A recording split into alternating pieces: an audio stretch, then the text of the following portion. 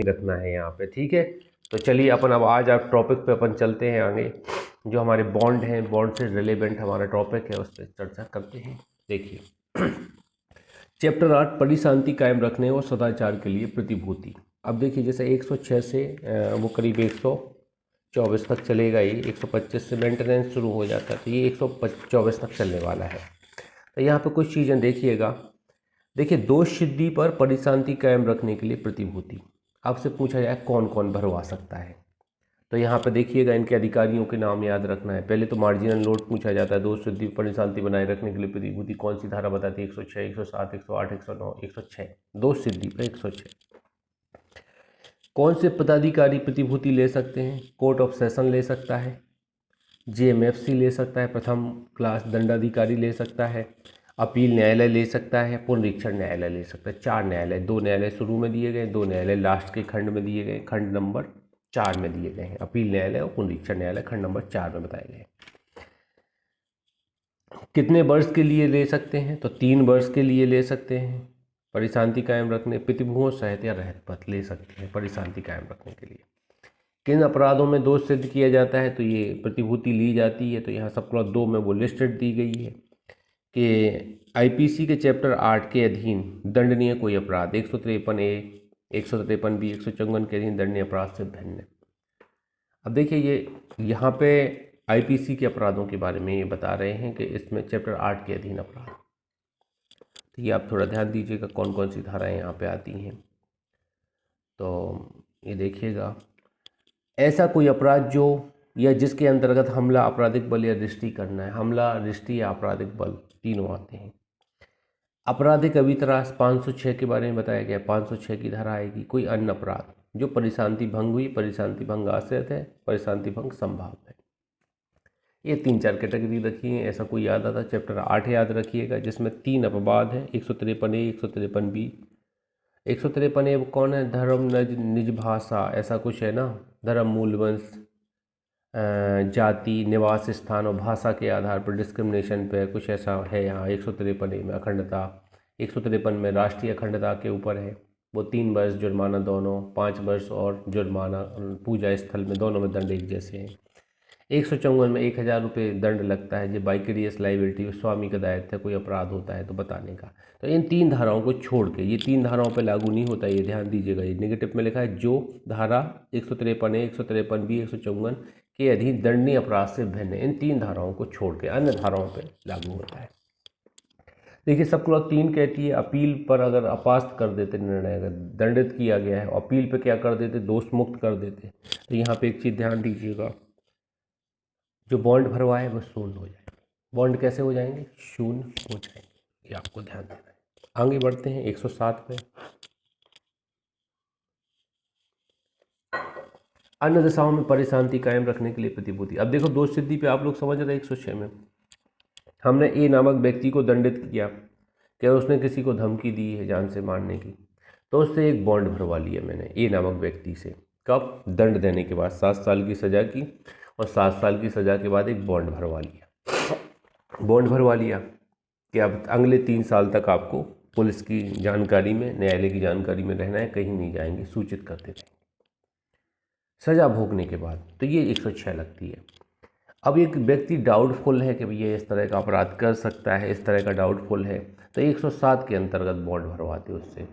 ये executive magistrate भरवाता है अन्य दशाओं में, मतलब यहाँ पे दोष सिद्ध नहीं किया गया, आप डाउटफुल हो कि कोई अपराध कर सकते हो, परिशांति भंग कर सकते हो, ऐसी संभावना नजर आ रही है आपसे, तो एग्जीक्यूटिव मजिस्ट्रेट क्या करेगा, ऐसी संभावना है तो ऐसी शांति को भंग ना होने पाए तो वो आपसे बॉन्ड भरवाएगा। कितने साल के लिए, 1 वर्ष के लिए, परिशांति कायम रखने के लिए, प्रतिभूत सहित या रहित, ऐसा बॉन्ड भरवाएगा।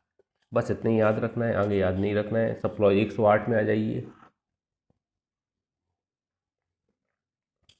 राजद्रोहात्मक बातें फैलाने वाले व्यक्तियों से सदाचार के लिए प्रतिभूति।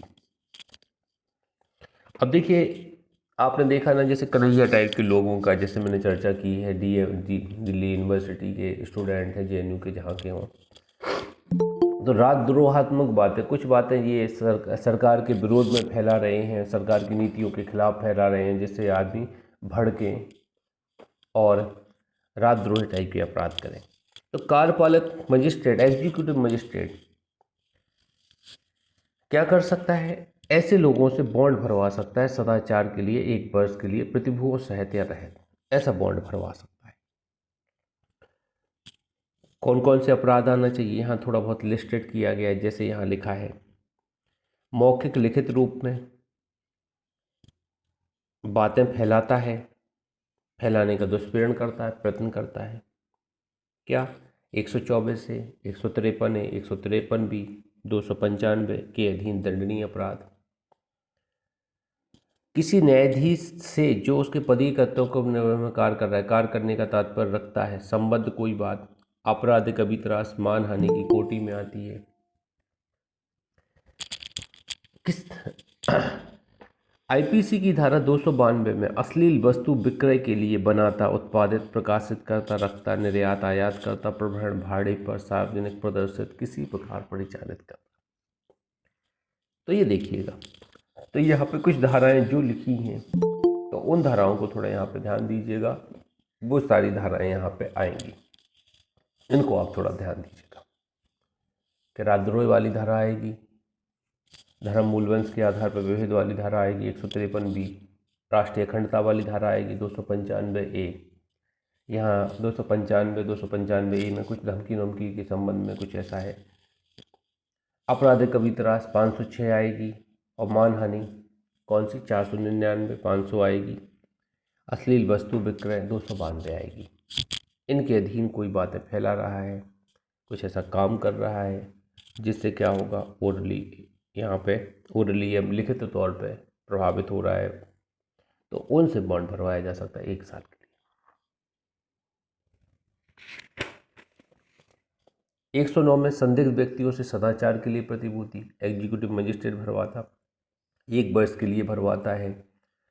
सदाचार के लिए प्रतिभूओं सहित या रहित पद भरवाता है। बस इतना आपको ध्यान रखना है, संदिग्ध डाउटफुल पर्सन। 110 अभ्यासक अपराधियों से सदाचार के लिए प्रतिभूति कार्यपालक मजिस्ट्रेट भरवाता है। अपनी स्थानीय अधिकारता में कोई अपराधी ऐसे हैं जो कंटिन्यूटी में अपराध करते हैं, मतलब एक बार चोरी की, फिर दूसरी बार चोरी की। आप देखते ना, हैबिचुअल चोर टाइप के रहते हैं, उन्हें पता रहता है ये चोर है, मोहल्ले में ये चोरी करता है। तो कोई चोरी होती मोहल्ले में, उसी को पकड़ के लाते हैं, हाँ बताओ तुमने की है चोरी, तो वो बोलता है नहीं। फिर उसकी पिटाई लगाते तो वो बोल देता है हाँ कहाँ है सामान, बता देता है। तो ये हैबिचुअल चोर हैं। अगर इस तरह के चोर हैं जो कई बार अपराध कर चुके, उनसे बॉन्ड भरवाते हैं, भाई चोरी नहीं करोगे, जब बुलाएंगे आना पड़ेगा, तभी तो वो कोर्ट पुलिस वालों के सामने आ जाते हैं। पुलिस वाले एक फ़ोन करते, कहाँ है तू, हाँ थाने में आ, तो तुरंत आ जाते। क्यों आ जाते? बॉन्ड भरा है ना उनने, वो बना भी कर सकते, बॉन्ड नहीं भरा होगा तो बना कर देंगे। तो कार्यपालक मजिस्ट्रेट यहाँ पे मेन फंडा समझिएगा, 3 साल के लिए बॉन्ड भरवाता है प्रतिभूओं सहित। देखिए प्रतिभूओं सहित भरवाता है 3 साल के लिए बॉन्ड। सदाचार के लिए प्रतिभूओं सहित बॉन्ड भरवाता है। अब इसमें ये बताया गया है कौन से अपराध आते हैं, जैसे हैबिचुअली लुटेरा है, गृहभेदक है, चोर है, कूटरचयिता है, चुराई हुई संपत्ति को प्राप्त करने वाला है, हैबिचुअली चोरों को संरक्षा देने वाला है, चोरों को संश्रय देने वाला है, चुराई संपत्ति छिपाने और बैन करने में सहायता करने वाला है, विपहरण, अपहरण, उद्दापन, छल, रिश्ती का अपराध, धारा 489A से लेके D तक के अपराध, चैप्टर 12 के अपराध का अभ्यासता करता है, प्रयत्न करता है, दुष्प्रेरण करता है। अभ्यासता ऐसे अपराधों का प्रयत्न दुष्प्रेरण करता है जो परिशांति भंग में समाहित करते हैं। कोई ऐसा अपराध करता है, प्रयत्न या दुष्प्रेरण करता है जो निम्नलिखित अधिनियमों में से आता है। इन अधिनियम के नाम आपको याद रखना है। इन अधिनियम पे OT बनता है, आप देखेंगे राहुल मिश्रा सर ने बनाए हैं OT। कौन कौन से अधिनियम हैं यहाँ पे देखिएगा, काउंटिंग लिख लीजिएगा आप, टोटल 7 काउंटिंग बनती है यहाँ पे, 6 7, हाँ 7 काउंटिंग है, 7 एक्ट है और मिसलेनियस टाइप के कुछ ये है। पहला है औषधि प्रसाधन सामग्री अधिनियम 1940 का है, औषधि प्रसाधन सामग्री अधिनियम। दूसरा है विदेशी मुद्रा विनिमय अधिनियम 1973 का है। तीसरा है कर्मचारी भविष्य निधि कुटुंब पेंशन अधिनियम 1952 का है। चौथा खाद्य अपमिश्रण निवारण अधिनियम, ये 2006 का नया आ गया है, 1954 का तो रिपील हो गया है, तो हाँ 2006 भी आ जाए तो इसके बाजू में आप लिख लीजिएगा खाद्य सुरक्षा अधिनियम 2006, इसके बाजू में अथवा लगा के। आवश्यक वस्तु अधिनियम 1955, अस्पृश्यता अपराध अधिनियम 1955। अब अस्पृश्यता अपराध अधिनियम का नाम भी बदल दिया गया है 1976 में, सिविल अधिकार संरक्षण अधिनियम कर दिया गया है इसका नाम। अगर सिविल अधिकार संरक्षण आ जाए तो कंफ्यूज नहीं होना, इसके बाजू में लिख लें अथवा सिविल अधिकार संरक्षण अधिनियम 1956। सीमा शुल्क अधिनियम 1962, विदेशियों विषयक अधिनियम 1946। जमाखोरी, मुनाफाखोरी, खाद्य औषधि के अपमिश्रण, भ्रष्टाचार के निवारण के अधीन दंडनीय कोई अपराध। दुस्साहसिक और भयंकर, प्रतिभूति के बिना स्वतंत्र रहना समाज के लिए परिसंकट माने। दुस्साहसिक और भयंकर टाइप का है, मतलब खुद खतरनाक आदमी है तो उससे प्रतिभूति बनाया जाना है तो उससे भी भरवाए। तो इन एक्टों के नाम पूछे गए हैं, कौन कौन से हैं तो एक दो बार देखिएगा, सन के आधार पर याद कीजिएगा या वस्तुओं के आधार पर याद करने की कोशिश कीजिए, जैसे कॉस्मेटिक इस तरह के, आप फूड इस तरह का, सिविल अधिकार इस तरह का, एक एक शब्द तो याद हो जाएगी। अब देखिए बॉन्ड भरवाते हैं तो 107, 108, 109 और 110 में क्या होता है, आदेश दिया जाता है, लिखित आदेश करता है न्यायालय इस संबंध में क्या बॉन्ड भरिए। 106 को छोड़ के, कैसे वहाँ तो व्यक्ति जेल में रहता है, सजा होने वाली है, तब बॉन्ड भरवाया जाता है 106 में। 107, 108, 109, 110 में क्या होता है, जेल वाला सिस्टम नहीं होता है। यहाँ पे क्या होता है, व्यक्ति बाहर है अब उससे बॉन्ड भरवाया जाता है, तो लिखित आदेश करेगा कि भैया अपनी व्यवस्था करो बॉन्ड भरवाए जाने की। न्यायालय में उपस्थित व्यक्ति के बारे में, अब न्यायालय में उपस्थित है तो उसे पढ़कर सुना दें, समझा देंगे कि भैया ऐसे ऐसे आदेश है आपके प्रति, बॉन्ड भरना है, ठीक है। 113 उपस्थित नहीं है तो क्या करेंगे, समन करेंगे, वारंट करेंगे। ऐसा लग रहा है समन वारंट पे भी वो नहीं लाया जा सकता, गिरफ्तारी का वारंट जारी कर देंगे। अगला है 114 समन या वारंट के साथ आदेश की प्रति होगी, जो आदेश किया है कि भैया तुम ये काम कर रहे हो, तुम्हें ये काम नहीं करना है, इसके लिए तुम अपनी प्रतिभूति दो वरना मैं आपको जेल में डाल दूंगा। तो वो आदेश की प्रतियां भी अपन को समन और वारंट के साथ भेजना है, जिससे वो जवाब दे सके, जवाब देवा तैयार कर सके। 115 व्यक्तिगत हाजिरी से अभिमुक्ति देने की शक्ति, अगर पर्याप्त कारण है। अब देखिए एक हिसाब का शो कॉज नोटिस होता है, तो इसमें ये लिखा रहता है कि क्यों ना मैं आपको निरुद्ध कर लूँ या आपके ऊपर केस कर दूँ, आपको जेल भेज दूँ, इस तरह का लिखा रहता है।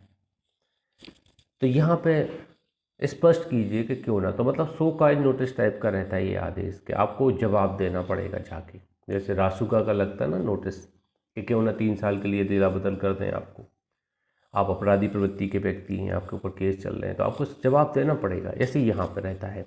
तो व्यक्तिगत हाजिरी से मुक्ति दे सकता है न्यायालय में, एक आवेदन लगा दीजिए, मेमो लगवा देते हैं अपन, मेमो लगवा दिया तो मेमो लगवाने के बाद क्या होता है, यहाँ पर फिर क्या करना पड़ता है कि भाई एक्यूज को आना नहीं पड़ता है। आप संदिग्ध व्यक्ति है ना, आप अपराधी थोड़ी हैं, डाउटफुल हैं कि ऐसा कर सकते हैं, तो आपको नहीं आना पड़ेगा, आपका वकील हाजिर होगा, ये न्यायालय देगा 115 में व्यक्तिगत हाजिरी से विमुक्ति। 116 सच्चाई, इत्तला की सच्चाई के बारे में जांच। अब देखिए यहाँ पे जांच करेंगे, जो समन मामलों की विचारण की प्रक्रिया होती है उसके तहत इनकी जांच के अकॉर्डिंग जो मटेरियल लिखे जाएंगे, रिकॉर्ड रखा जाएगा, वो लिखा जाएगा, यहाँ पे अपडेट किया जाएगा।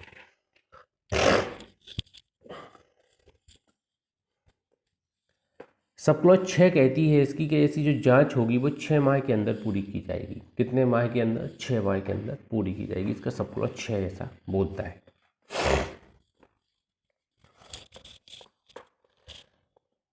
आगे बढ़ते हैं, सेक्शन 117 में आ जाते हैं, प्रतिभूति देने का आदेश। अब देखिए एक बॉन्ड अपन ने 110 तक पढ़ चुके हैं, 106 से 110 तक 5 बॉन्ड अपन लगभग पढ़ चुके हैं, और 6वां बॉन्ड ये भरता है प्रतिभूति देने का आदेश। 117, 121 के बॉन्ड भरते हैं। जांच से साबित हो जाता है कि आवश्यक है कि वह व्यक्ति प्रतिभूति रहित, सहित या रहित बनपद निष्पादित करे, मजिस्ट्रेट आदेश देगा, परंतु किसी व्यक्ति को इस प्रकार से भिन्न प्रकार की या उस रकम से अधिक रकम की या उस अवधि से दीर्घतर अवधि के लिए प्रतिभूति देने का आदेश न किया जाएगा, जो धारा 111 के अधीन दिए गए आदेश में निर्दिष्ट है। प्रत्येक बंद पद की रकम मामले की परिस्थितियों का समय ध्यान रखकर नियत की जाएगी और अत्यधिक नहीं होगी। जब वह व्यक्ति जिसके बारे में जांच की जाती है अवयस्क है, तब बंद पद केवल उसके प्रतिभुओं द्वारा निष्पादित किया जाएगा। इस पे IMP लगा दीजिएगा, 117 पे IMP लगा दीजिएगा कि प्रतिभूति देने का आदेश कौन सी धारा बताती है इस चैप्टर में, तो आपको बताना है 117। और मान लीजिए माइनर है, किसी का बच्चा है, वो 18 साल से कम का है, वो इस तरह का अपराधी प्रवृत्ति का दिख रहा है, तो बंद पद केवल उसके प्रतिभुओं द्वारा निष्पादित किया जाए। केवल वर्ड को गोला कर देना, केवल उसके प्रतिभुओं द्वारा। माइनर क्या बॉन्ड पद देगा? माइनर तो एग्रीमेंट कर ही नहीं सकता है। महाराणा बीबी धर्मदास घोष तो बॉन्ड पद क्या है? एक हिसाब का एग्रीमेंट ही तो है, लीगल एग्रीमेंट मान लो इसको। आप विवश हैं उससे। अब छोटे बच्चे से क्या करवाएंगे? छोटे बच्चे से हम लोग बॉन्ड नहीं भरवा सकते, विवश नहीं कर सकते, कोई भी ऐसा काम नहीं कर सकते जो उसके हित के विरोध में हो, नहीं कर सकते। तो ये आपको थोड़ा ध्यान देना। इसमें OT बनता है C नंबर पे, केयरफुली पढ़िएगा, OT पढ़ेंगे समझ जाएंगे। अब 118 कहती है उस व्यक्ति का उन्मोचन जिसके विरुद्ध इत्तला दी गई है। अब उन्मोचन न्यायालय देखेगा भैया कि अपराध नहीं किया है, छोड़ देंगे, उन्मोचित कर देंगे। तो कोई कार्रवाई होने के पहले उन्मोचित किया जाता, उन्मोचन हो जाएगा, और अगर ट्रायल शुरू हो गया तो दोष मुक्त कर देंगे। ये दो कार्रवाई यहाँ पे देखा। 119 जिस अवधि के लिए प्रतिभूति अपेक्षित की गई उसका प्रारंभ। अब जिस तारीख को हम आदेश करेंगे या जिस तारीख को बॉन्ड भरेंगे उस तारीख से यहाँ पे दंडादेश के अवसान पर प्रारंभ होगी। 107 में 106 और 117 के अधीन किया गया है, तो जैसे ही दंडादेश खत्म होगा तो अवधि प्रारंभ हो जाएगी दोष सिद्धि पर। और अन्य दशाओं में सब क्लॉज 2 बोलती है 107 से 110 तक में ऐसी अवधि ऐसे आदेश की तारीख से प्रारंभ होगी जब तक न्यायाधीश कोई तारीख नियत न करे। कई बार क्या है, लिखित कथन पूछे जाते हैं और उसमें क्या होते हैं, आप जवाब दवा देते हैं तो न्यायालय डिसाइड करता है, फिर तारीख तय होती है जिस दिन आदेश कर देगा। अभी तो नोटिस टाइप का दिया है आपको, एक आदेश तो दिया है, लेकिन एक ना आदेश से वो आपको सुने जाने के बाद फाइनल हो सकता है या उसी तारीख से हो सकता है। ध्यान दीजिए, जिस तारीख से आपको समन आदेश दिया गया है। बंद पद की अंतर्वस्तु क्या होगी? अपने आप को आबद्ध करेगा, परिशांति सदाचारी बना रखने के लिए यही अंतर्वस्तु होगी। कारावास से दंडनीय कोई अपराध करने का प्रयत्न दुष्पीड़न करना बंद पद का भंग माना जाएगा, अपन जानते हैं। प्रतिभुओं को अस्वीकार करने की शक्ति 121 में, ये इंपॉर्टेंट है, पूछी जाती है। मजिस्ट्रेट प्रतिभु को अनुपयुक्त व्यक्ति पाता है, जैसे आपने मुझे लगा दिया गारंटर और मजिस्ट्रेट को लगा नहीं, ये अनुपयुक्त व्यक्ति हैं, ये तो यहाँ रहते ही नहीं कभी, ये कैसे गारंटी ले लेंगे आपकी, तो वो अस्वीकार कर सकता है। यहाँ जांच करेगा और उसकी रिपोर्ट लगाएगा मजिस्ट्रेट, परंतुक में लिखा है, और उचित सूचना देगा कि साक्ष्य के सार को अभिलिखित किया करेगा। मतलब उचित सूचना देगा और साक्ष्य के अभिलिखित करेगा कि आप पर्याप्त प्रतिभूति दी। 122 है प्रतिभूति देने में व्यतिक्रम होने पर कारावास। कितना कारावास हो सकता है? जेल में भेज दिया जाएगा अगर प्रतिभूति का व्यतिक्रम होता है, अरेस्ट कर लिया जाएगा व्यक्ति को। बंद पद की अवधि की समाप्ति तक कारागार में निरुद्ध रखा जाएगा। बंद पद की अवधि की समाप्ति तक, मान लीजिए 3 साल का बॉन्ड भरवाया था और आपने भी भंग कर दिया, तो जब तक आदेश में तारीख है कि अगले 3 वर्ष तक, मतलब 2021, 22, 23, 2023 तक आपको जेल में रखा जाएगा, या 2001 साल का है तो 2022 तक, अक्टूबर 2022 तक जेल में रखा जाएगा।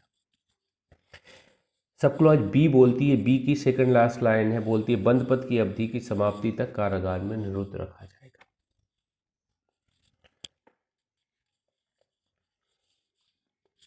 बस इतना यहाँ पे ध्यान रखिएगा, और चीज़ें तो फिर यहाँ पे तमाम चीज़ें हैं लेकिन उतना नहीं आना है, क्वेश्चन ध्यान दीजिएगा।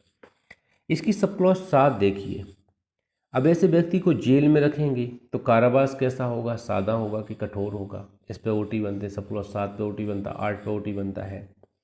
परिशांति कायम रखने के लिए प्रतिभूति देने में असफलता के कारण कारावास सादा होगा, ये ध्यान दीजिएगा। दूसरा, सदाचार के लिए प्रतिभूति देने में असफलता के कारण कारावास, कार्रवाई जहां कार्रवाई धारा 108 के अधीन की गई है वहां सादा होगा। जहां कार्रवाई धारा 109, 110 के अधीन की गई है वहां जैसा प्रत्येक मामले में न्यायालय या मजिस्ट्रेट निर्देश है, कठिन या सादा होगा। तो ये आप थोड़ा ध्यान दीजिएगा, सादा होगा और कठिन या सादा होगा। 108 में सादा होगा, 109, 110 में कठिन या सादा, कैसा भी हो सकेगा। 123 प्रतिभूति देने में असफलता के कारण कारावासित व्यक्तियों को छोड़ने की शक्ति। अब यहाँ कौन छोड़ सकता है? डीएम और सीजीएम को पावर है कि इनको उन्मोचित कर सकता है। उसको अगर सही लॉजिक लग रहा है तो डीएम और सीजीएम यहाँ पे इनको क्या कर सकता है? छोड़ सकता है कि ये समाज के लिए कोई संकटकारी नहीं रह गए हैं। High court, court of session, DM और सीजीएम। अब यहाँ पे देखिए, प्रतिभूति देने में असफल रहने के बाद कारावासित किया गया है किसी व्यक्ति को, तो प्रतिभूति की रकम या प्रतिभूतियों की संख्या को कम करते हुए आदेश दे सकता है। ये सब क्लॉज 2 बोलती है, कम करते हुए आदेश दे सकता है। ये 4 लोग है। उन्मोचित कर सकता है, सब क्लॉज 3 कहती है। बाकी किसी क्लास पे क्वेश्चन नहीं आता है, प्रोसीजर है, थोड़ा समझिएगा। शेष अवधि के लिए प्रतिभूति, बंद पद की शेष अवधि के लिए प्रतिभूति, अगर प्रतिभूति वापस ले ली जाती, भंग हो जाती, तो शेष अवधि के लिए भी प्रतिभूति मांग सकता है कि दूसरी सिक्योरिटी आप दीजिए। चैप्टर 9 पे आ जाते। मेंटेनेंस। देखिए, दादा दादी, नाना नानी शब्द भी एमपी अमेंडमेंट द्वारा जोड़े गए हैं। 2000 कब का अमेंडमेंट है एमपी का, ये थोड़ा आप यहाँ पे ध्यान दीजिएगा। एक शब्द जोड़ा गया है। 2004 का अमेंडमेंट है एमपी का। दादा दादी, नाना नानी भी मेंटेनेंस के हकदार हैं। इस धारा की एक खास बात है, इसमें पति हकदार नहीं होता है। जैसे किसी की पत्नी है, पति क्या करता है? जॉब नहीं करता, पत्नी जॉब करती है और पत्नी पृथक हो जाती है पति से, ठीक है, अलग रहने लगती, तो पति मेंटेनेंस का दावा नहीं कर सकता है। हिंदू भरण पोषण अधिनियम 1956 है।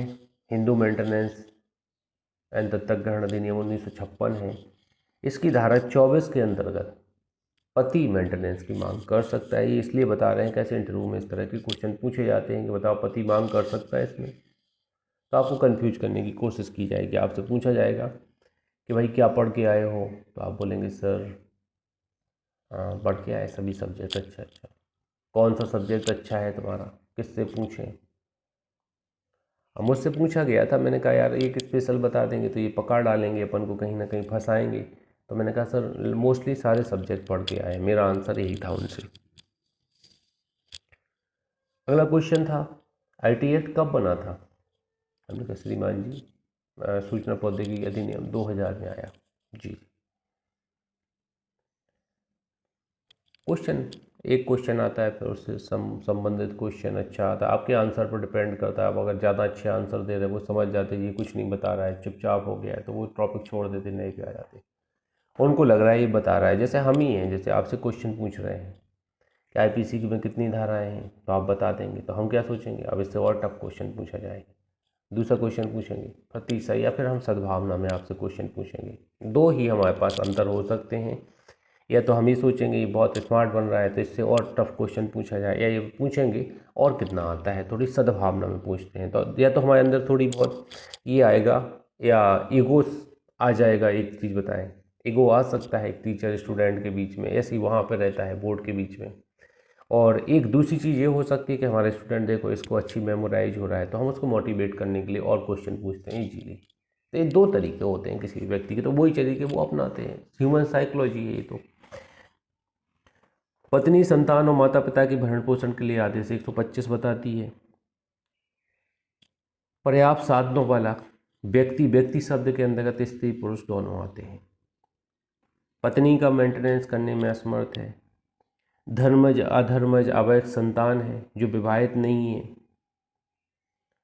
विवाहित हो या ना हो, माइनर का हर हालत में आपको मेंटेनेंस करना है। मतलब एक 17 साल की लड़की की शादी कर देते हैं तो 1 साल तक, जब तक वो 18 साल की नहीं हो जाती, पिता को मेंटेनेंस देना पड़ेगा।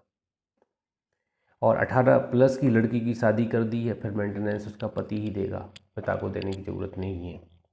धर्म अधर्म संतान, बिल्कुल, चाहे लीगल बच्चे हों या इलीगल बच्चे। इलीगल मतलब बिना विवाह के बच्चे हैं, बिना विवाह के बच्चे हैं जो संपर्क में रहते हैं, उनके बच्चे हो जाते हैं तो इलीगल हो गए। इलीगल, लीगल मतलब क्या होते हैं? जो शादी हुई है जिनकी लीगल तरीके से, उनके बच्चे हुए वो लीगल हो गए। सब मेंटेनेंस के हकदार हैं। धर्मज अधर्म संतान, जो विवाहित पुत्री नहीं है, जिसने वयस्कता प्राप्त कर ली है, जहाँ ऐसी संतान शारीरिक मानसिक असमानता क्षति के कारण भरण पोषण करने में असमर्थ है। शारीरिक विकलांग बच्चा है, मेंटल है, पागल बच्चा है, या कोई क्षति हो गई है उसको, एक्सीडेंट का पीड़ित व्यक्ति है, ऐसे व्यक्तियों का चाहे वो लीगल बच्चे हों इलीगल हों मेंटेनेंस करना पड़ेगा। किसको करना पड़ेगा? यहाँ पे देखिएगा, बच्चा है तो माता पिता ही मेंटेनेंस करेंगे। पिता या माता का भरण पोषण करने में असमर्थ है, पिता अपने फादर और मदर का मेंटेनेंस भी करना पड़ेगा ऐसे बच्चों को। ये केस आया था, इस केस में कहा गया था मोहम्मद अहमद खान बनाम साहिबानो बेगम 1985। ये कहा गया था धारा 125 धर्मनिरपेक्ष है, सभी धर्म के लोग यहाँ पे भरण पोषण मांग सकते हैं। एक केस आया था, दूसरा सबसे ज़्यादा इम्पोर्टेंट है, विजय मनोहर अर्बट वर्सेस काशीराव राजाराम सभाई। विजय मनोहर अर्बट के मामले में कहा गया था कि भैया पुत्री से भी माता पिता मेंटेनेंस मांग सकते हैं। जैसे आप लड़की हैं किसी की, आपके माता पिता अक्षम हैं, कोई है नहीं है देख रेख करने वाला, तो आप अगर सक्षम है तो आपसे वो मेंटेनेंस मांग सकते हैं।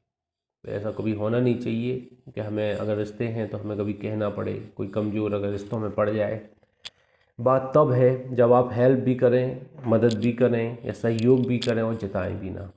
रिश्ते बहुत अच्छे होते हैं, अगर मांग मांग के अगर रिश्ते चलाए जाएँ तो वो बेकार है, रिश्ते जबरन के रिश्ते हैं। देखिए किसको आवेदन करेंगे? जेएमएफसी को आवेदन करेंगे, ठीक है।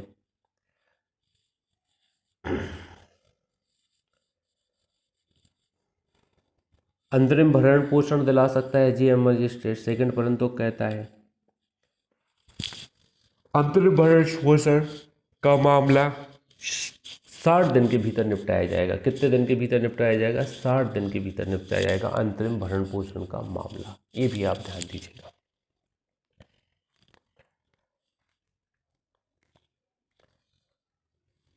आदेश की तारीख से अंतरिम भरण पोषण या भरण पोषण या कोई भत्ता आदेश की तारीख से या आवेदन की तारीख से संदेह होगा। ये सब क्लॉज 2 बोलती है, जिस दिन आदेश किया गया है, जिस दिन आवेदन किया गया था उस दिन से मिलेगा।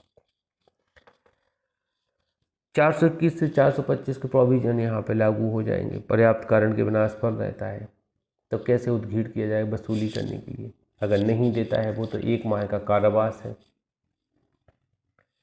1 माह का कारावास भोगना पड़ेगा उसको अगर मेंटेनेंस नहीं देता है। कार्रवाई 1 वर्ष के भीतर सिविल कोर्ट में सूट ला सकते हैं मेंटेनेंस की डिक्री के निष्पादन कराने के लिए। कितने वर्ष में? 1 वर्ष के भीतर, ये बताया गया है सब क्लॉज 3 के फर्स्ट परंतु।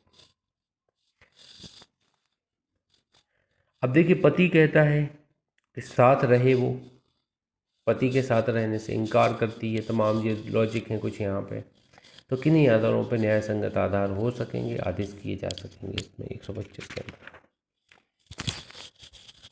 यदि पति ने अन्य स्त्री से विवाह कर लिया है, वह रखेल रखता है, तो पत्नी को साथ में रहने की आवश्यकता नहीं है, उसको ये अच्छा ग्राउंड मिल जाता है। ये तो डिवोर्स के ग्राउंड भी हैं कि अन्य पत्नी को रखता है, अन्य स्त्री से विवाह कर लिया है, रखेल रखता है, मतलब किसी अन्य स्त्री को रख लिया है।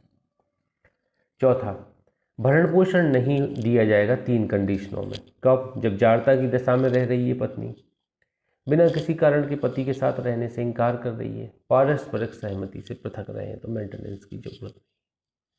ये चीज़ें भी देखने को आती हैं, तो थोड़ा यहाँ पर केयरफुली अगर केस को हैंडल करते हैं आप तो बहुत केयरफुली इसको पढ़ना है आपको। यहीं से ओटी आएंगी, बस इम्पोर्टेंट है। इसके बाद 126 प्रक्रिया बताती है कि कार्रवाई जिले में की जाएगी। कहाँ पे? जहाँ वह है, इंदौर में रहता है, इंदौर में की जाएगी। जहाँ वह उसकी पत्नी निवास करती है, पत्नी इंदौर में निवास करती, वाली देवास में निवास करती, पति इंदौर में, तो इंदौर देवास कहीं कर दो कार्रवाई। जहाँ उसने अंतिम बार पत्नी के साथ अधर में संतान की माता के साथ निवास किया है, अंतिम बार मान लीजिए उसने देवास में रहा है, तो देवास में कर दीजिए आवेदन।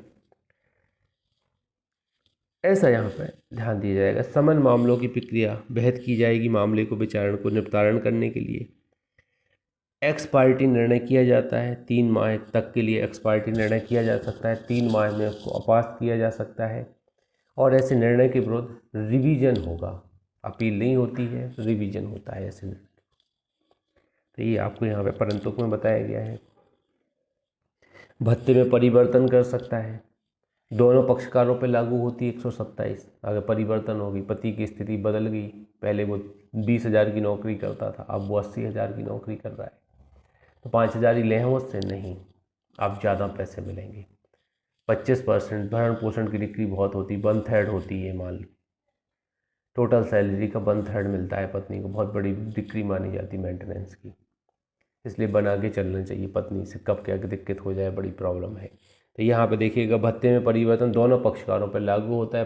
पति की स्थिति बदतर हो गई है, 20,000 कमाता था, नौकरी छूट गई है, खाने के लाले पड़ गए हैं, वो कहाँ से पैसे देगा।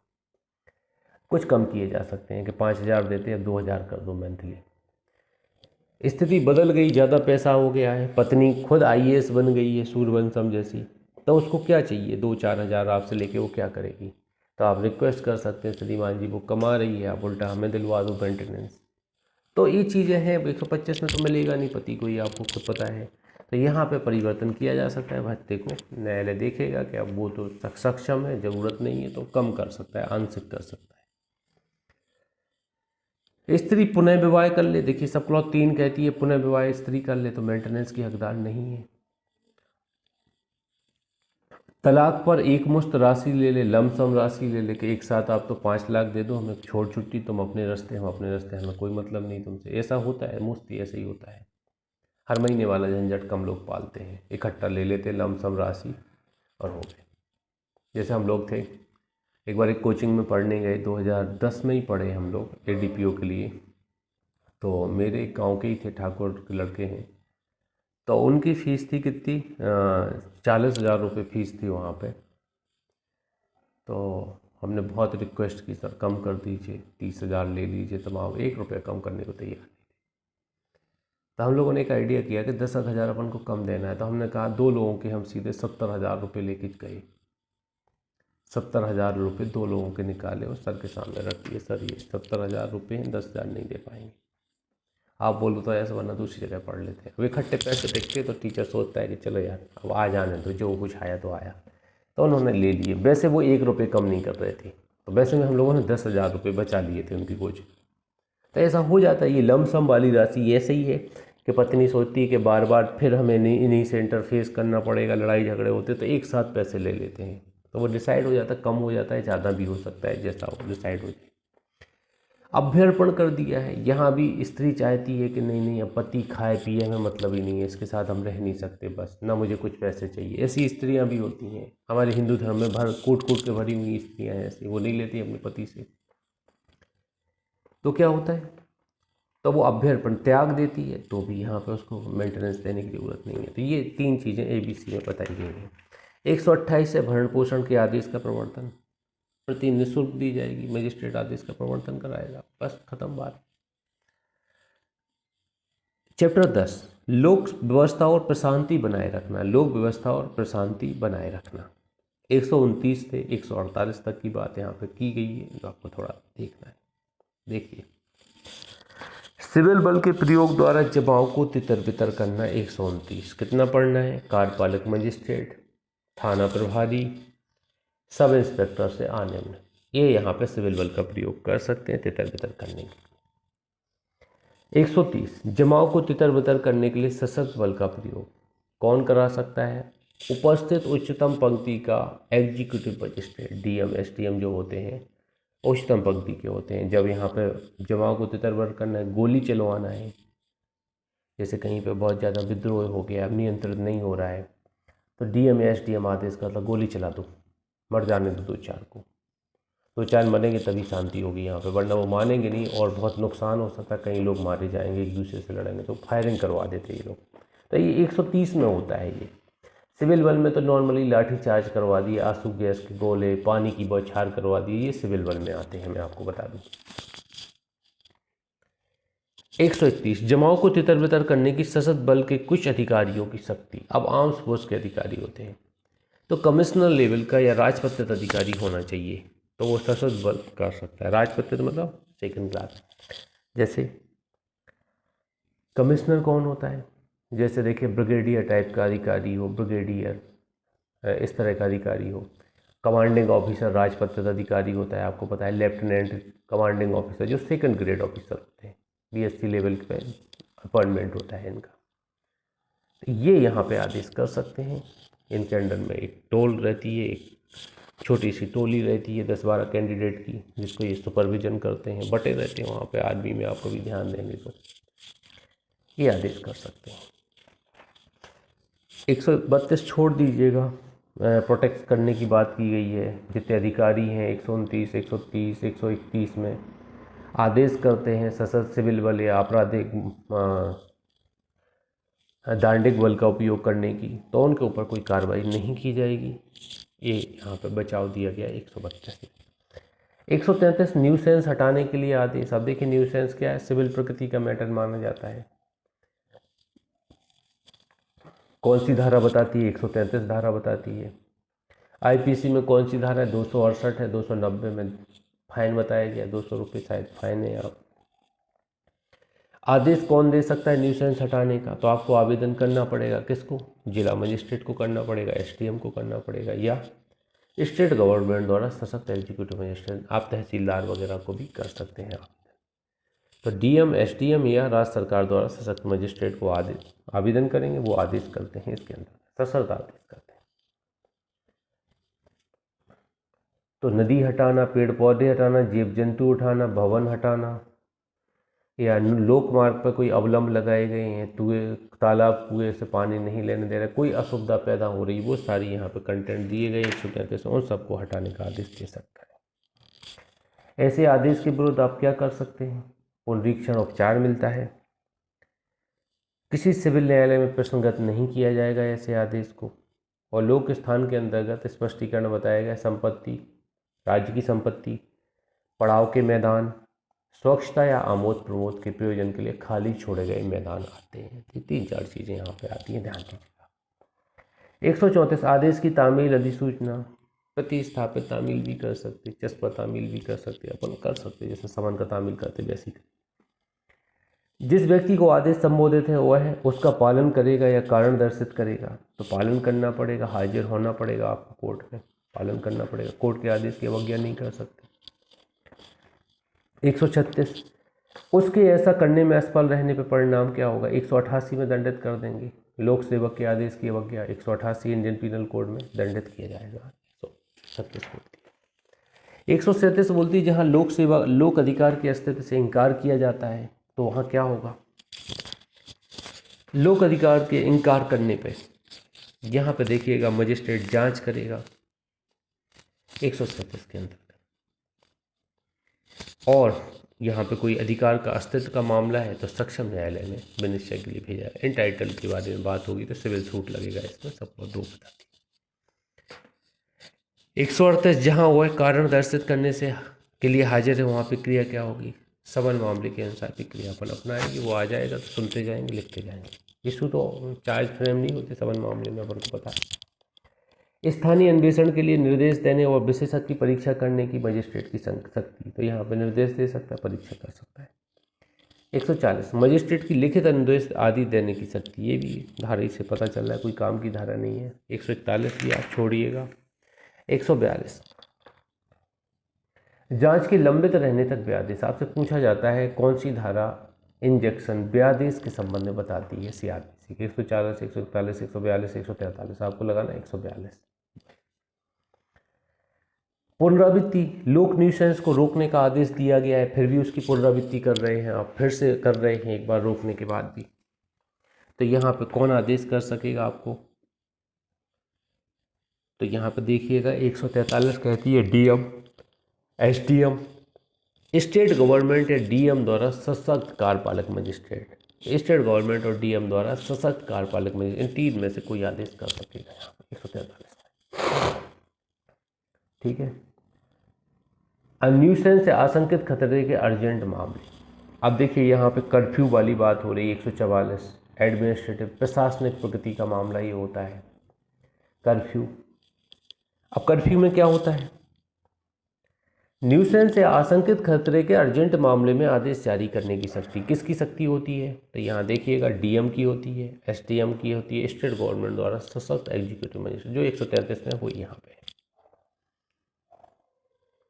ऐसा आदेश 2 माह तक प्रभावी रहता है, अगले 6 माह के लिए बढ़ाया जा सकता है, ऐसा लिखा गया है यहाँ पे सब क्लॉज 4 में। अगले 6 माह मतलब टोटल 8 माह तक के लिए प्रवृत्त रहता है ऐसा आदेश। किसी अन्य आदेश को लाकर इसको परिवर्तित विखंडित किया जा सकता है, ये इसमें लिखा हुआ है। 144 से रिपील, अभी मतलब 144 से भी जोड़ी गई है। आयोज आदि जुलूस या सामूहिक कवायद, सामूहिक प्रशिक्षण में प्रतिषेध करने की शक्ति डीएम का पावर है, लेकिन अभी ये लागू नहीं हुई है, इसको अपन को नहीं पढ़ना है। 144 से अभी लागू नहीं की गई है। डीएम का पावर है 3 माह और एक्सटेंड 6 माह होता है, 9 माह तक यहाँ पे आदेश प्रवृत्त रहता है। 144 में डीएम का पावर है, ये आप थोड़ा ध्यान दीजिए। आगे बढ़ते हैं, 145 में आ जाते हैं स्थावर संपत्ति के बारे में विवाद। 145 से 148 में दिए गए हैं। तो 145 भूमि या जल के संबंध में विवादों में परिशांति भंग होना संभाव्य वहाँ प्रक्रिया। देखिए, कार्यपालक मजिस्ट्रेट का अधिकार है यहाँ पे परिशांति भंग होने को रोकने के लिए कार्रवाई करता है भूमि और जल संबंधी बातों में। बस इतना आपको ध्यान देना है। अचल संपत्ति से संबंधित मैटर में कार्यपालक मजिस्ट्रेट परिशांति भंग बनाए रखने के संबंध में कार्रवाई करता है।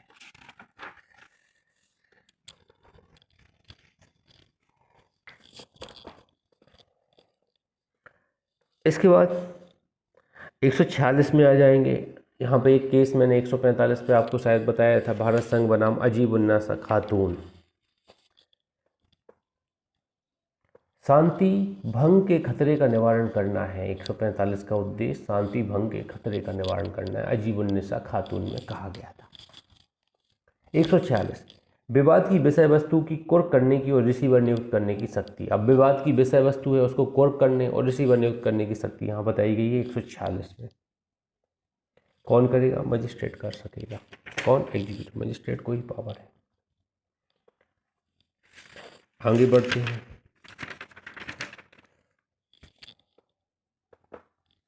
भूमि या जल के उपयोग के अधिकार के संबंध में विवाद, ये भी एग्जीक्यूटिव मजिस्ट्रेट ही सॉल्व करते हैं 147 में।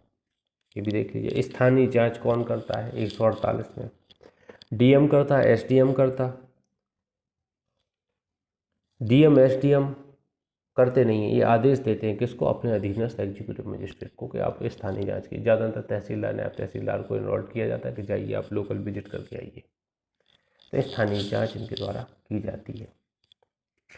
डीएम एसडीएम अपने अधीनस्थ एग्जीक्यूटिव मजिस्ट्रेट को नियुक्त करते हैं स्थानीय जांच के लिए। देखिएगा यहाँ थोड़ा टेक्निकल लिखा है, आप बिल्कुल शब्द सा ना पढ़िएगा, गड़बड़ हो जाएगी।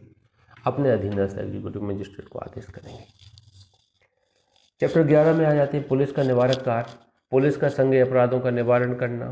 प्रत्येक पुलिस अधिकारी 149 में पावर दिया गया है। कहीं अपराध हो रहा है संज्ञेय गंभीर तो रोकेगा उसको, ये उसकी ड्यूटी है। 150 संज्ञेय अपराधों के किए जाने की परिकल्पना की इत्तला। तो प्रत्येक पुलिस अधिकारी अन्य अधिकारी को जिसका कर्तव्य किसी अपराध किए जाने का संज्ञान करना है सूचित करेगा। संज्ञेय अपराध किए जाने की परिकल्पना की इत्तला पुलिस अधिकारी को दी जाएगी। 151 इम्पोर्टेंट है। 151 संज्ञेय अपराधों का किया जाना रोकने के लिए गिरफ्तारी। यहाँ देखो जेल भरो आंदोलन होते 151 धारा में एग्जीक्यूटिव मजिस्ट्रेट सबको अंदर पहुँचा देता। पुलिस अधिकारी थाना प्रभारी भी पकड़ लेता कई सारे लोगों को। आप नहीं मान रहे हैं उनकी बात, अरेस्ट करके अंदर करो। 24 घंटे तक के लिए ये निरुद्ध रख सकते हैं आपको। 24 घंटे के बाद कोर्ट के समक्ष प्रस्तुत करेंगे, कोर्ट जो आदेश देगा वो कार्रवाई होगी कि और आगे रखना छोड़ना, मोस्टली छोड़ देते हैं। लोक संपत्ति को हानि और निवारण के लिए, अब यहाँ पे मैं एक क्वेश्चन आपसे जानना चाहता हूँ। अपने एडीपीओ में सबसे कम धाराओं वाला एक्ट है लोक संपत्ति अपहानि निवारण अधिनियम। किस सन का एक्ट है बताइए? कौन से सन में आया था? 7 धाराओं वाला एक्ट है ये। अपने इसमें एडीपीओ में किस वर्ष आया था? किस वर्ष का एक्ट है बताइए? 2010। पक्का? चलिए 2010 का है इनका कहना है। ये सही बोल रही है, मुझे पता नहीं है एग्जैक्ट, आप लोग थोड़ा ध्यान दीजिए। लोक संपत्ति नुकसानी 1984 1984। हाँ हाँ, शायद 1984। नहीं शायद नहीं, बिल्कुल कंफर्म है 1984 का ही है। 1984 का है लोक संपत्ति अधिनियम। ठीक है, लोक संपत्ति अपहानि कर अधिनियम 7 सेक्शन है इसमें, 1984 का है। ऐसी तो अटेंशन बनाना है अपन को, कौन एक्ट कब का है, इसका विस्तार कहाँ है, किस तारीख को लागू हुआ है, एक्ट नंबर क्या है, ऐसा अपन को देखें। कितने डेफिनेशन खंड है, 2-4 डेफिनेशन की गई हैं, 10-20 की गई हैं, किस धारा में क्या है, किस धारा में कितना दंड है, यही तो सोचना है। ये सोचने की कोशिश करो। ठीक है, आगे बढ़ते हैं। लोक संपत्ति की हानि का निवारण कोई भी पुलिस अधिकारी कर सकता है। बांट और मापों का निरीक्षण, देखो थाने का भार साधक अधिकारी ही कर सकता है, मतलब कांस्टेबल को अधिकार नहीं है बांट और माप का निरीक्षण करने का। थाने का भार साधक अधिकारी कौन होता है? हेड कांस्टेबल से ऊपर का कोई भी अधिकारी कर सकता है, थानेदार नहीं, हेड कांस्टेबल या उससे ऊपर। हेड कांस्टेबल भी कर सकता है और ऊपर के अधिकारी कोई भी एएसआई, एसआई, सब इंस्पेक्टर या निरीक्षक भी, इंस्पेक्टर भी कर सकता है। चैप्टर 12 में आ जाते हैं 154 से 176 तक की धाराएं, इन पे अपन थोड़ा डिस्कस करते हैं क्या है। देखिए एफआईआर, संज्ञेय मामलों में इत्तला एफआईआर कहलाती है, 154(1) में लिखी जाती है। संज्ञेय अपराध से संबंधित कोई जानकारी है, लिखित या मौखिक में आप थाने के भार साधक अधिकारी को सूचित कर सकते हैं, वो प्रविष्ट करेगा। लिखित रूप में दी गई है तो वो उसका क्या करेगा, प्रविष्ट करेगा अपनी डायरी में। तो मौखिक है तो वो लिखेगा। परंतु यदि किसी स्त्री द्वारा 326 एसिड अटैक वाले, 354 और मॉडेस्टी वाले, आउटरेज मॉडेस्टी वाले, और 376 बलात्कार रेप वाले मामलों में, 509 प्राइवेसी के मामलों में अपराध के किए जाने या किए जाने का प्रयत्न किए जाने का भी कथन किया गया है, कोई इत्तला दी जाती है तो महिला पुलिस अधिकारी या किसी महिला अधिकारी द्वारा भी लिखित की जाएगी। तो महिला पुलिस अधिकारी लिखेगा ऐसी इत्तला को, ये आप ध्यान दीजिएगा। अगला परंतुक है, यदि वह व्यक्ति जिसके विरुद्ध 354, 376 और 509 के अधीन अपराध किए जाने का या किए जाने के प्रयत्न किए जाने का भी कथन किया गया है, मानसिक या शारीरिक रूप से निःशक्त है, तो ऐसी इत्तला किसी पुलिस अधिकारी द्वारा उस व्यक्ति के जो अपराध की रिपोर्ट करने की इच्छा करता है निवास स्थान पर या उस व्यक्ति के विकल्प के किसी स्थान पर द्विभाषी विशेष प्रबोधक की उपस्थिति में अभिलिखित की जाएगी। अब विक्टिम व्यक्ति है, मानसिक रूप से कमज़ोर हो गया, ये सब चीज़ें सहन कर गई, तो उसके घर पे जाके ये लोग जाते हैं, नोट कर लेते हैं जहाँ वो बताते हैं उस स्थान पे, थाने नहीं बुलाते हैं, कैसे वैसे आदमी घबराया हुआ रहता है। वीडियो फिल्म बनाई जाएगी, इसकी लिखा जाएगा और एक प्रति तत्काल निःशुल्क दी जाएगी इत्तला देने वाले को। सब क्लॉज 2 कहती है। सब क्लॉज 3 कहती है अगर पुलिस अधिकारी क्या कर रहा है, इत्तला नहीं लिख रहा है, अभिलिखित करने से इनकार कर रहा है, तो इसकी समरी लिखेंगे हम लोग, इत्तला का संक्षिप्त में लिखेंगे और लिखित रूप में डाक द्वारा पुलिस अधीक्षक को भेज देंगे। अब देखिए डाक द्वारा पुलिस अधीक्षक को भेज देंगे, लेकिन ऐसा होता नहीं है। ज़्यादातर लोग क्या पुलिस एसपी ऑफिस के बाहर ही बैठे रहते हैं कि साहब थानेदार लिख नहीं रहे हैं, आवेदन लेके जाते हैं। फेस टू फेस भी मिल सकते, कोई इशू नहीं है। डाक से भेजेंगे तो डाक से भेजिए, रजिस्टर्ड डाक विथ पावती लगा के भेजिए कि आप बता सकें मैंने भेजा है, ये पावती है वहाँ पे कोर्ट में, बिल्कुल कानूनी तरीके से भेजिए।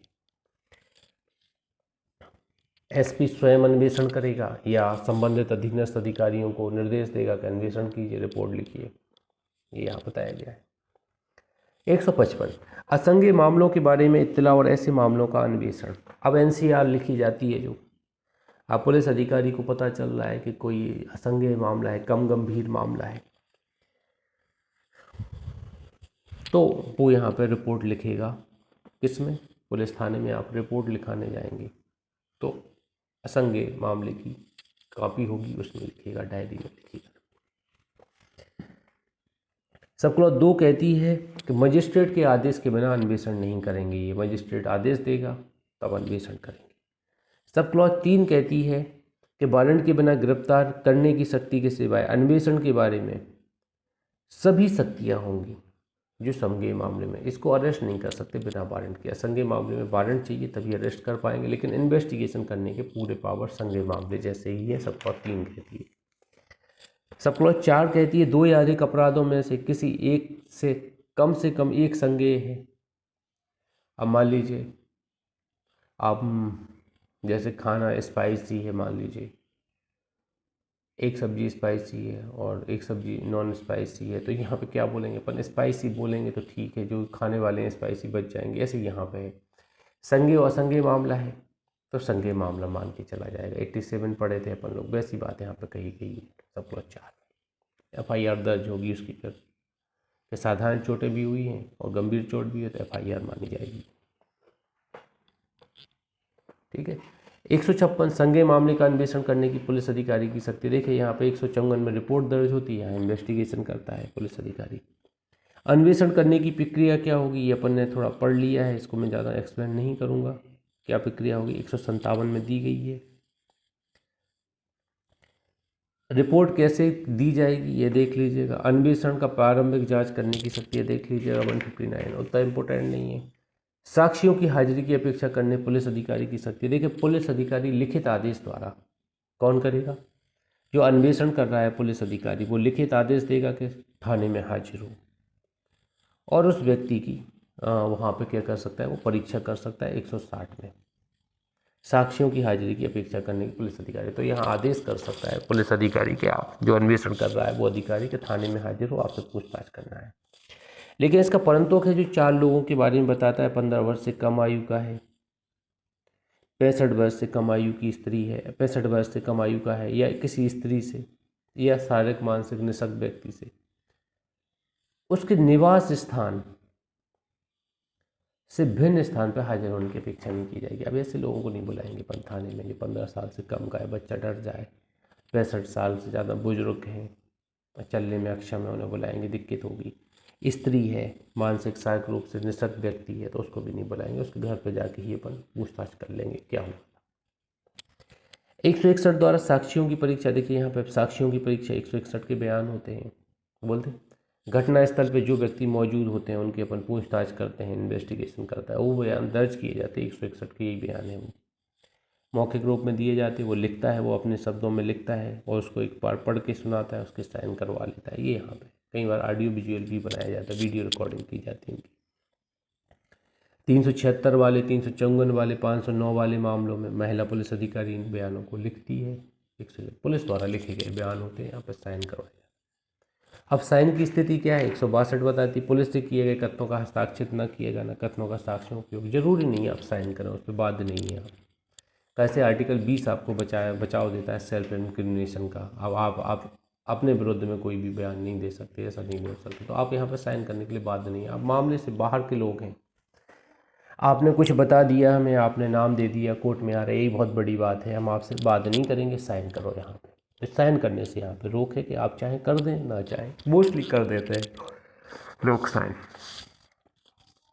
163 कोई उत्प्रेरणा ना दिए जाना, धमकी वमकी नहीं देगा कोई, धमकी के आधार पर कोई बयानबाजी नहीं की जाएगी, नहीं लिखाए जाएंगे।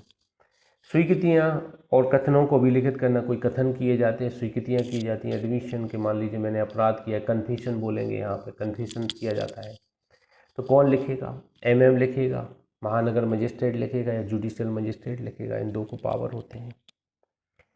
और ऑडियो विजुअल के माध्यम से भी लिखा जाएगा ये। और इसके साथ एक चीज़ और है, लिखने वाले को पहले संतुष्ट कर दिया जाएगा कि भाई साहब आप जो बोल रहे हैं वो आपके विरुद्ध साक्ष्य में हो सकता है, आप दंडित भी किए जा सकते हैं, इसलिए आप सोच समझ लें, बिल्कुल स्वतंत्र तरीके से, किसी प्रकार का दबाव तो नहीं है, ये सब बोला जाएगा। और यहाँ का ज्ञापन भी लिखेगा मजिस्ट्रेट के, मैं अपना नाम लिखेगा कि संस्वीकृति करने के लिए आबद्ध नहीं, सारी चीज़ें लिखेगा, नाम, हस्ताक्षर, साइन करेगा, सब क्लॉज चार्ज जैसा बताती है। तो ये चीज़ थोड़ा आप यहाँ पे देखिएगा, और यहाँ पे कुछ ज़्यादा पढ़ने लायक नहीं है, बस इतने देखिएगा। एमएम और जेएमएफसी कथन और कन्फेशन 164 में लिखे जाते हैं।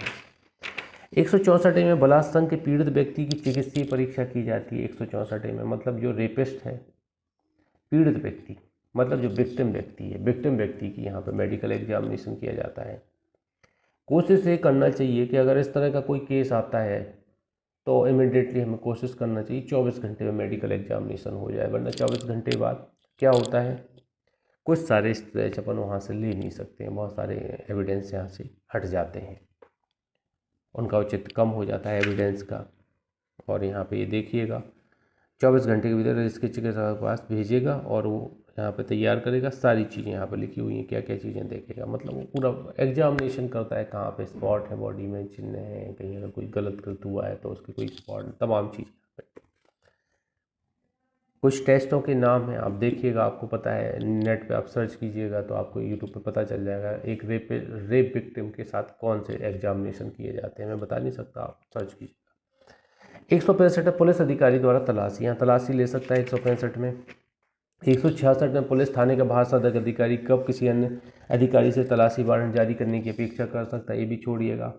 166 है इंडिया से नेपाल में। देखिए, भारत के बाहर किसी देश के स्थान में अन्वेषण के लिए सक्षम अधिकारी को अनुरोध।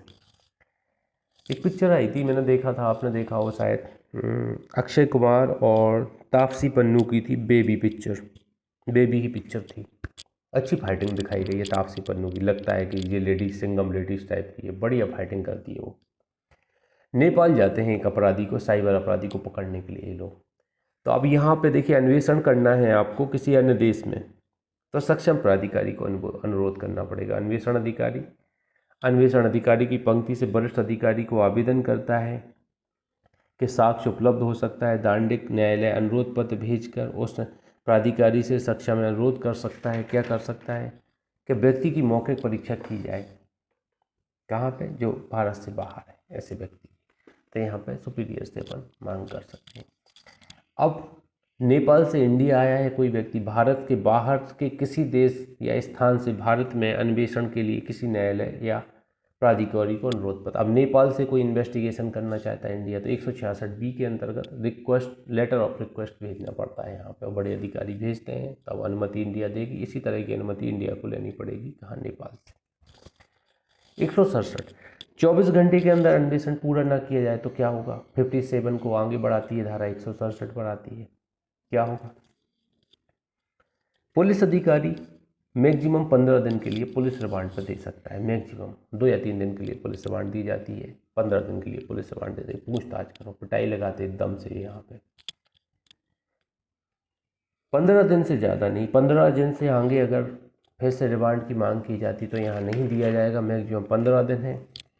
फिर मृत्यु, आजीवन कारावास या 10 वर्ष तक के मामलों में 90 दिन तक के लिए जुडिशियल रिमांड दी जा सकती है, और 10 वर्ष से कम के मामलों में या 10 वर्ष तक के मामलों से दंडनीय मामलों में 60 दिन तक जुडिशियल रिमांड में रखा जा सकता है। मतलब इसका कहने का तात्पर्य है कि 15 दिन आप पुलिस रिमांड दे दी, इसके बाद 90 दिन अपन ने अपराध अगर मृत्यु, आजीवन कारावास से दंडनीय है या 10 वर्ष तक के मामले से है, तो 90 दिन तक, 3 महीने तक आप जेल में रख सकते हैं उसको, 2.5 महीने और यहाँ पे 10 वर्ष तक के मामलों से दंडनीय मामलों में 60 दिन रख सकते हैं। 15 दिन तो ये हो ही गए हैं मान लो, और इधर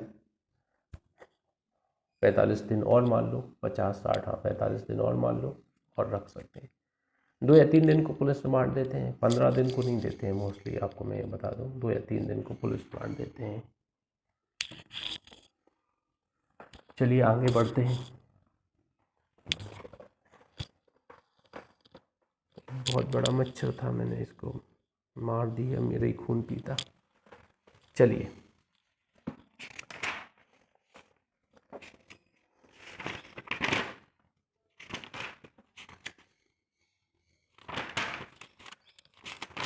और कुछ इस धारा में पढ़ने लायक नहीं है, प्रोसीजर है। 168, अधीनस्थ पुलिस अधिकारी द्वारा अन्वेषण की रिपोर्ट। अधीनस्थ पुलिस अधिकारी द्वारा अन्वेषण की रिपोर्ट 168 बताती है। 169, जब साक्ष्य अपर्याप्त हो तब अभियुक्त का छोड़ा जाना। यहाँ पे खात्मा रिपोर्ट तैयार की जाती है, कोई मामला बन ही नहीं रहा है, ना कोई एविडेंस क्लियर है, छोड़ो इसको। यहाँ पे 169 की रिपोर्ट, खात्मा रिपोर्ट लगा देते, मामला बंद कर देते कोर्ट।